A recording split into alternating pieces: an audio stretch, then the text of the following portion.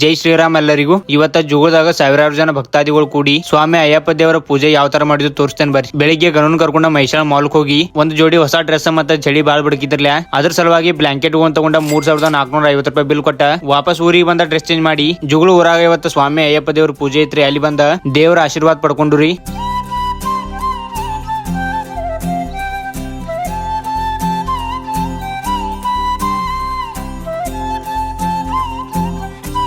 ದೇವ್ರ ಪೂಜೆ ನೋಡ್ಕೊಂಡ ಅಲ್ಲಿ ಅನ್ನ ಸಾರ ಹೋಗಿ ಪ್ರಸಾದ ಮಾಡಿರಿ. ಅದನ್ನ ಅಲ್ಲಿ ಬಂದಂತ ಎಲ್ಲಾ ಭಕ್ತಾದಿಗಳಿಗೆ ನೀಡಿ ಆಮೇಲೆ ನಾವು ಕೂಡ ಊಟ ಮಾಡಿ ವಾಪಸ್ ಮನಿಗೆ ಬಂದ್ರಿ. ಈಗ ಏನ್ರ 2-3 ತಿಂಗಳಿಂದ ಕ್ಯಾಂಪಿಂಗ್ ಹೋಗ್ಬೇಕಂತ ಪ್ಲಾನ್ ಆಗತ್ತೈತ್ರಿ. ಅದ್ರ ಹೋಗ್ಲಿಲ್ರಿ.